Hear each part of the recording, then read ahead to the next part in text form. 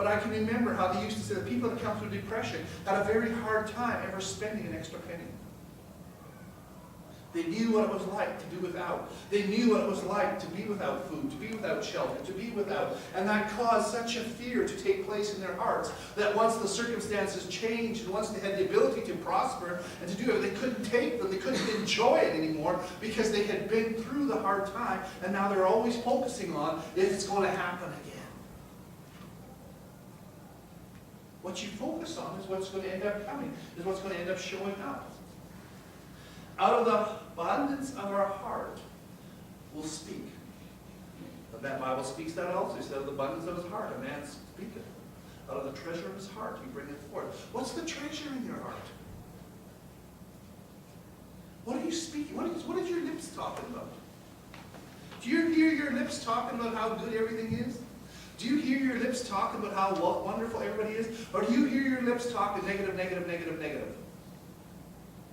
What are your lips talking? Listen to your own lips sometimes. You hear some good news. Oh yeah, well, we just wonder how long that's going to last. Why? Somebody goes ahead and they tell you, it's so fun, it's so exciting that this young couple, they've met, they got engaged, they're going to get married. Oh, well, I sure hope she knows what she's getting into. Huh? No, of course she doesn't know what she's getting into. None of us did. We all thought we did. But guess what? We all thought we were wrong. It was much better than we thought. Do I hear your name?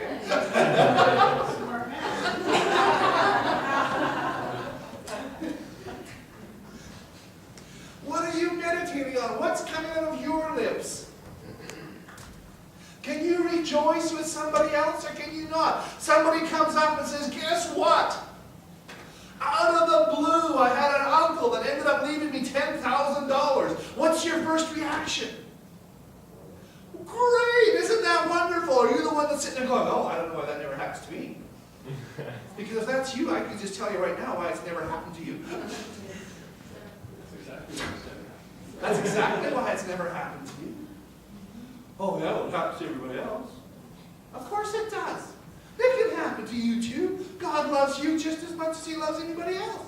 But you're going to have to recognize, what are you meditating on? Come on. You know, the very same, when you get married, I often tell this in marriage counseling, when you get married, the very same things that you think are so cute about your spouse are probably the things that are going to irritate you more than anything else 3 years later. But they're so cute then. That little belt she gave after meal was so cute for the first 3 months. Guess what? It happens because it's what we meditate on. When we're first getting married, we meditate upon how much we love this person, how all the good qualities they have, everything that they're doing that makes life so much more better and so much more interesting and so much more exciting. And then after a while, we start to meditate upon the things that they're not doing that we would like them to do. And all of a sudden, everything goes south. No, they haven't changed. That's the problem. We thought he was going to change.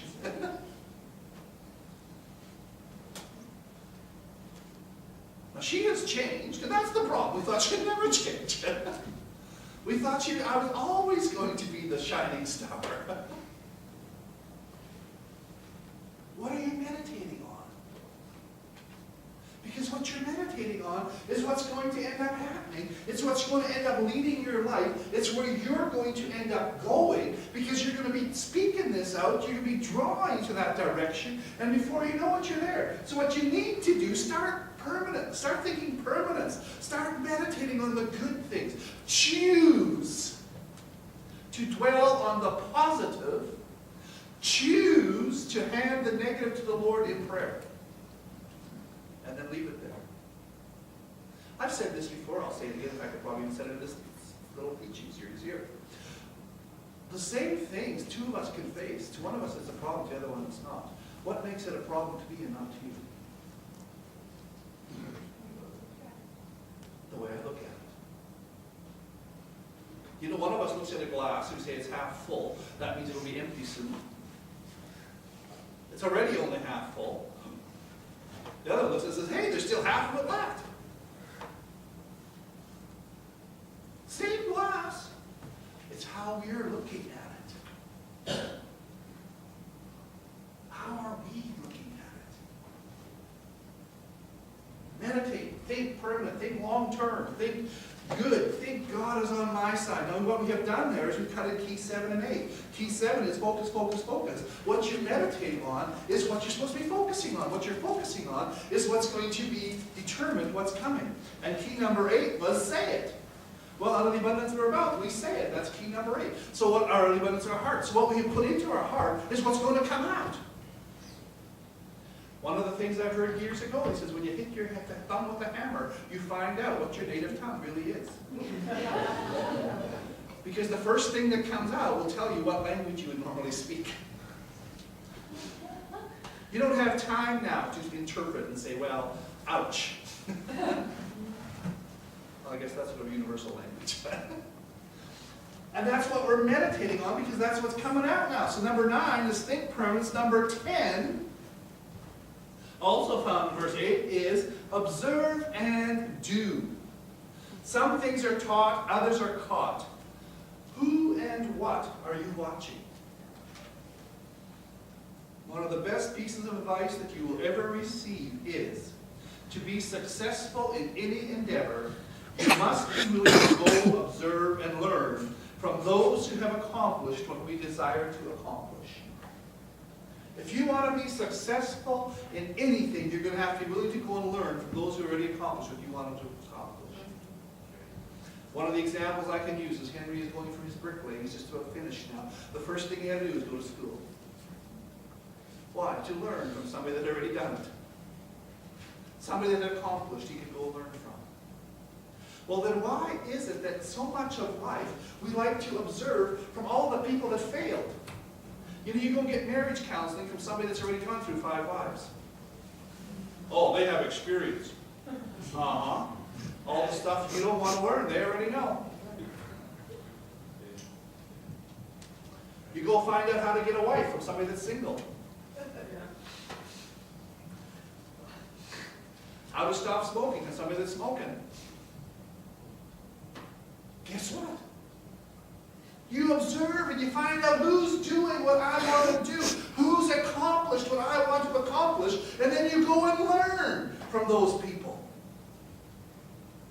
Now I know at the beginning of this year, Henry shared a part of his testimony near the offering time one time, and he just shared about investing in real estate, some of the different things. I've asked him since, this is whoever came to talk to you.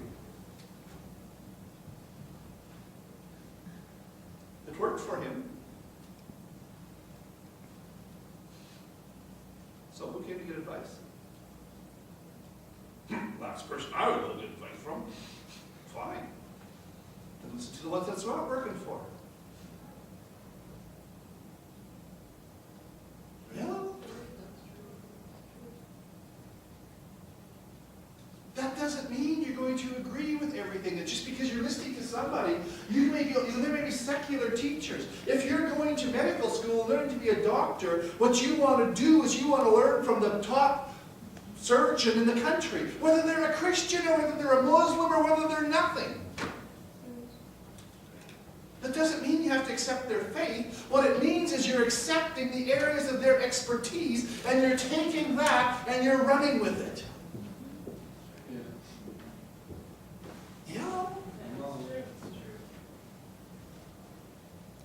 Who are you listening to? What are you catching? Observe and do.